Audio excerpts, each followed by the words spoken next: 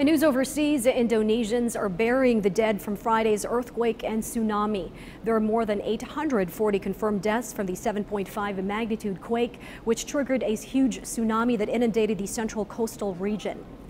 Now, in the aftermath of the twin disasters, the government is struggling to ensure basic necessities for this affected population. VOA's Latika Hoke reports.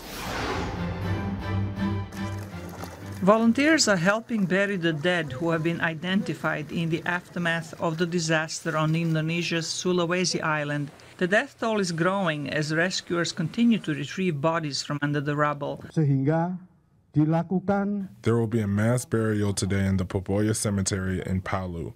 Our Minister of Politics, Laws and Security, military generals, and head of our mitigation agency have assessed the cemetery, and we have dug 1,000 graves there. Coastal cities of Palu and Donggala have been the worst hit, but information on smaller communities in the area were not immediately available.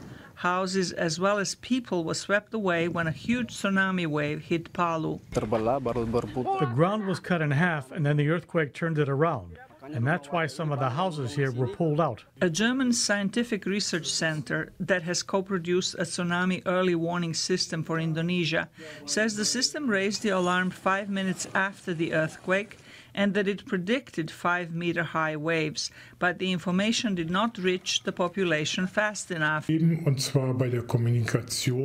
problem was the communication between local authorities and people, for example, on the beach in Sulawesi. Some of the people who lost their homes have been evacuated, but many have been waiting at the airport since Friday to be flown out of the region.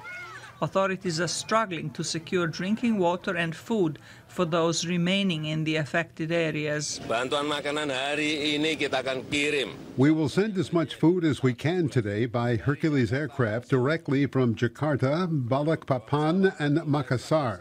These are the problems we're trying to solve. We're also expecting fuel to get to Palu today, and special flights have been sent to evacuate more people. Some remote communities have yet to be contacted 3 days after being hit by the quake and the tsunami.